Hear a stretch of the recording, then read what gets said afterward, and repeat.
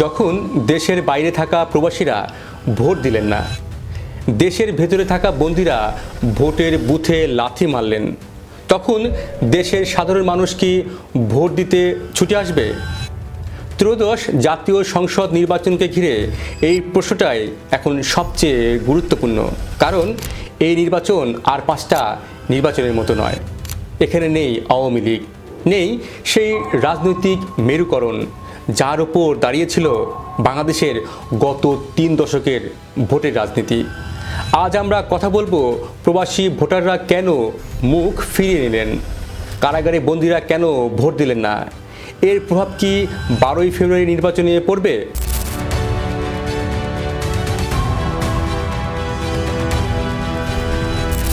প্রথমবারের মতো বাংলাদেশের ইতিহাসে প্রবাসীরা পোস্টাল ব্যালটে ভোট দেওয়ার সুযোগ পেয়েছেন। একটি ঐতিহাসিক সুযোগ, কিন্তু প্রবাসীরা ভোট দিলেন না। সংখ্যাগুলো দেখলে চিত্র পরিষ্কার হবে। বাংলাদেশ ব্যাংক বলছে 2023 সালে বিশ্বের বিভিন্ন দেশে কর্মরত বাংলাদেশির সংখ্যা প্রায় 1.25 কোটি, আর BMET বলছে সংখ্যা 1,48,00,000। এর সঙ্গে যদি যুক্ত করি ইউরোপ এবং আমেরিকায় থাকা শিক্ষার্থী, স্থায়ী অভিবাসী এবং তাদের পরিবার, তাহলে প্রকৃত সংখ্যা দাঁড়াবে 1.5 কোটি বা তারও বেশি। কিন্তু নির্বাচন কমিশনের তথ্য কি বলছে?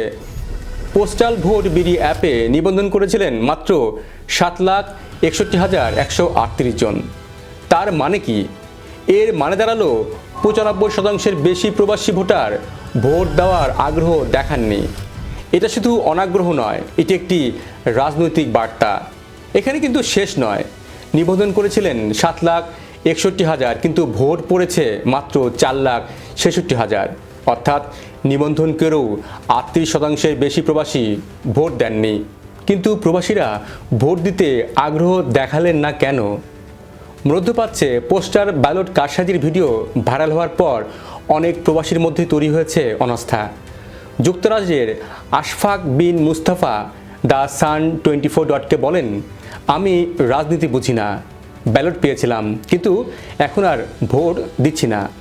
অন্যদিকে ফিনল্যান্ডের সিনিয়র সিরাজের বক্তব্য আরও রাজনৈতিক।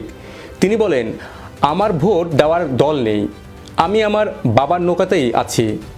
সুইডেন প্রবাসী কবি আনিসুর রহমান সরাসরি বলেন, এই নির্বাচনে অংশ নেওয়া মানেই ধ্বংসের অংশীদারি হওয়া।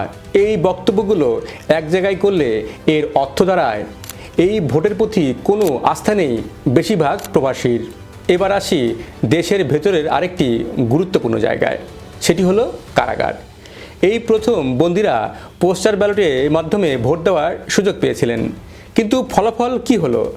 সারা দেশের 85,000 বন্দীর মধ্যে ভোট দিয়েছেন মাত্র 4,538 জন, অর্থাৎ 93% বন্দী ভোট দেননি। বন্দীদের অনেকেই আওয়ামী লীগ এবং এর অঙ্গ সংগঠনের নেতাকর্মী হওয়ায় ভোটে অংশ নেননি। এটা শুধু বন্দীদের সিদ্ধান্ত নয়, এটি একটি রাজনৈতিক অবস্থানও। এবার আসি সবচেয়ে গুরুত্বপূর্ণ প্রশ্নে, 12ই ফেব্রুয়ারির সাধারণ ভোটাররা কি ভোট দিতে আসবে, বিশেষ করে আওয়ামী লীগ কর্মী সমর্থকরা? 2001 সালে নির্বাচনের কথা মনে আছে আপনার? সবচেয়ে গ্রহণযোগ্য নির্বাচন, যার মাধ্যমে বিএনপি জামাত জোট বিপুল ভোট পেয়ে সরকার গঠন করেছিলেন। শুধু ওই ভোটে বিএনপি পেয়েছিল 28% ভোট আর জামাত পেয়েছিল 12%। বিএনপি জামাত জোট মোট ভোট পেয়েছিল 40%। এটাই ছিল তাদের সর্বোচ্চ যৌথ অর্জন। আজ যদি ধরি এবার বিএনপি ও জামাতের সব ভোটারই ভোট দিবেন, তবুও ভোট পড়বে 40%-এর বেশি নয়। আর এই 40% ভোট ভাগ হবে বিএনপি, জামাত, এনসিপি, গণ অধিকার পরিষদ, এবি পার্টি সহ মোট 53টি দলের মধ্যে। যদিও অনেক দলের আসলে কোনো ভোট ব্যাংকই নেই। এবার ভাবুন, দেশের বাইরে থাকা প্রবাসীরা ভোটের সুযোগ পেয়েও ভোট দিলেন না, কারাগারে থাকা বন্দীরাও ভোট দিতে আগ্রহ দেখালেন না। তাহলে প্রশ্নটা খুব স্বাভাবিক, দেশের ভেতরে থাকা সাধারণ মানুষ কি আদৌ ভোট দিতে যাবে? এই নির্বাচন আওয়ামী লীগ ছাড়া। আর বাংলাদেশের ভোটের রাজনীতি ঐতিহাসিকভাবে 2 ভাগে বিভক্ত। এক পাশে আওয়ামী লীগ, আর এক পাশে আওয়ামী লীগ বিরোধী শক্তি। এই বাস্তবতায় প্রবাসীদের প্রায় 95% ভোট না দেওয়া শুধু অনীহা নয়, এটা এক ধরনের নীরব বার্তা। বন্দীদের 93% ভোট না দেওয়া বলে দেয় তারা ভোটের বুথে লাথি মেরেছেন। ভোট তখনই অর্থবহ হয় যখন মানুষ তার পছন্দের দল, প্রতিদ্বন্দ্বিতা আর পরিবর্তনের সম্ভাবনা দেখে। কিন্তু বড় একটি রাজনৈতিক শক্তিকে বাদ দিয়ে আয়োজিত নির্বাচন অনেকের চোখে এখন শুধু একটি আনুষ্ঠানিক প্রক্রিয়া।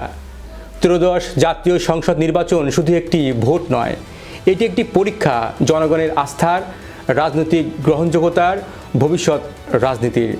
প্রবাসীরা এরই মধ্যে তাদের রায় দিয়েছে নীরবতার মাধ্যমে, বন্দীরাও দিয়েছে অনুপস্থিতির মাধ্যমে। এখন দেখার বিষয় 12ই ফেব্রুয়ারি দেশের মানুষ কিভাবে কথা বলে, ভোট দিয়ে নাকি ভোট না দিয়েই। আপনার কি মনে হয় 12ই ফেব্রুয়ারি নির্বাচনে 40%-এর বেশি ভোট পড়বে নাকি কম? জানান আপনার মতামত। ভিডিওটি শেয়ার করুন, লাইক দিন, সম্ভব হলে আমাদের চ্যানেলটি সাবস্ক্রাইব করুন। আর এতক্ষণ আমাদের সঙ্গে থাকার জন্য ধন্যবাদ।